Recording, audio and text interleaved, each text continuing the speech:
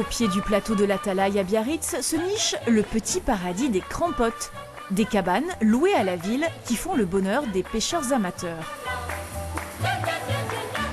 Et voilà, je suis dans ma crampote, dans mon petit endroit secret.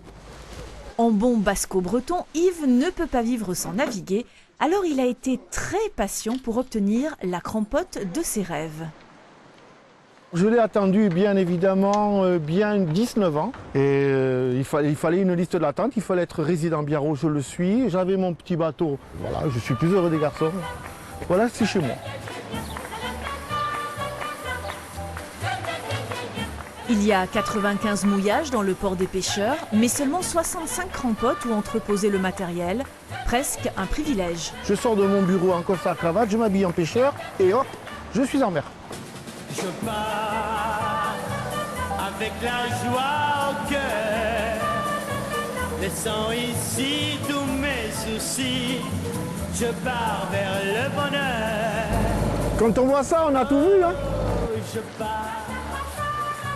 Bonsoir tous les amis. Beignat est l'une des figures du port des pêcheurs. Depuis tout jeune, il a été bercé par l'histoire des lieux. Il détient peut-être l'explication du mot crampote.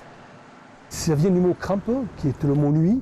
Ça veut dire la petite nuit, c'est-à-dire que ces crampotes servaient d'habitation entre deux marées et souvent la nuit.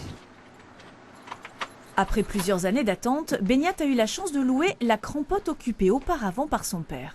On n'est pas propriétaire, c'est la mairie qui est propriétaire et on loue la crampote. Alors on est autour de 400 € l'année quoi, à peu près. On est un petit peu privilégié puisqu'on favorise quand même les biarros. Les biarros, des gens qui paient des impôts à Biarritz aussi. Dans ce refuge familial au confort très sommaire se prépare le matériel de pêche, 15 mètres carrés jalousement protégé. On essaye même de ne pas trop s'exposer aux médias pour garder ce privilège. Il y a beaucoup d'anciennes familles biarrotes qui sont ici.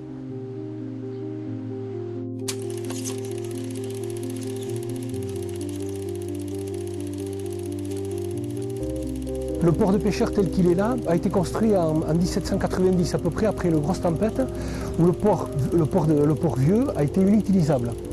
Donc ils sont venus ici et au début, les quelques crampotes que vous avez ici en bas étaient les premières crampotes. Au début du XXe siècle, le port comptait 300 pêcheurs professionnels. Aujourd'hui, il ne reste qu'une trentaine d'amateurs qui naviguent quotidiennement. Donc malgré les apparences, il y a encore quelques pêcheurs à Biarritz. Philippe n'a pas la chance de louer une crampote, mais il est tous les jours sur le port prêt à embarquer à l'aube pour pêcher avec les copains. Comme aujourd'hui on a pêché, on va manger quelques poissons entre nous, ça se passe comme ça de la manière la plus conviviale qui soit. C'est tout à fait l'esprit du port où tout le monde partage, où ce qu'on a pêché, on ne sait pas si on sera 2, 4, 6, 8, 10 à midi à manger, à partager ce qu'on a pêché.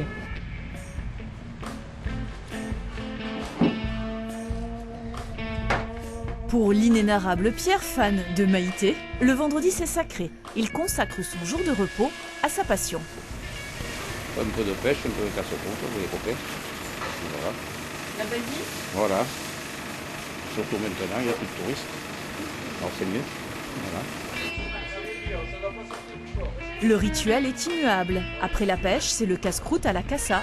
L'ancien patron bichonne les pêcheurs en leur cuisinant de quoi prendre un petit déjeuner tout léger. Il y a des rognons, il y a des riz de veau, il y a des gradoules, des boudins, des andouilles. On fabrique tout ici. Au port, c'est comme ça, il y a toujours une bonne ambiance. C'était mon ex-beau-père. Hein. Alors c'était joli papa, maintenant c'est vilain papa. C'était mon ami. Oui, oui. C'est un peu trop cuit. Et vous commencez à me faire chier. Oh. Coupez. Mais en fait, il fait la cuisine pas mal, mais trop salée chaque fois. Et dire que la journée ne fait que commencer au port des pêcheurs.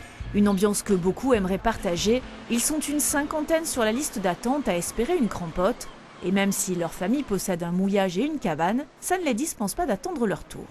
Il n'y a pas de droit divin dans cette affaire, effectivement. C'est pas transmissible, effectivement. Quand quelqu'un arrête pour X raison d'occuper sa crampote, eh bien, c'est la personne qui est en liste d'attente qui monte d'un cran. Ça permet d'oxygéner un peu le système et puis ça permet d'être égalitaire également. Les commerces, concessions délivrées par la ville se renouvellent aussi. Les touristes raffolent de ces terrasses au cadre pittoresque vanté dans tous les guides de voyage. Ah mais tu voulais un grand café toi? Il y a 3 ans, Sylvain le Landais et Paul le Corse sont arrivés ici sur la pointe des pieds pour reprendre l'un des restaurants. Au départ, voilà, le but c'était d'arriver discrètement, d'imposer rien à personne, au contraire, de surtout pas faire de la concurrence entre les deux affaires. Moi on m'a dit, tu vas voir le port, c'est un village dans le village. Et bon ça c'est vrai, c'est vraiment un village dans le village, mais on m'avait promis l'intégration du fusil. Et puis finalement, si ça se trouve, ils sont encore plus sympas qu'à l'extérieur du village. Même les Biarros redécouvrent le charme du port, comme Sophie qui depuis 2 ans cuisine des pinchos dans sa mini crampote. La mairie tient à ce que l'esprit de la crampote soit respecté et qu'on donne vraiment l'authenticité du Pays Basque. Au niveau de la nourriture, on cherche vraiment à représenter les producteurs locaux, on cherche les meilleurs produits. Pour rien au monde, Sophie ne remonterait à Biarritz comme elle dit. Il y a tant à partager dans ce port des pêcheurs qui s'est même autoproclamé commune libre. Les gens qui passent nous demandent beaucoup ce que c'est qu'une crampote, comment c'était au port avant, il y a toute une histoire et on est très fiers de pouvoir pérenniser cela. Pour perpétuer la tradition, on peut compter sur les compères de la Cassa. Il ne manque jamais d'humour pour expliquer comment se faire adouber ici. Être biarro, ne pas aimer les bâillonnets. Qui c'est qui aime un bâillonnet ici, levez la main. Lui, il est sourd. Les crampotes, ce sont les personnalités qui les font vivre, qui en parlent le mieux.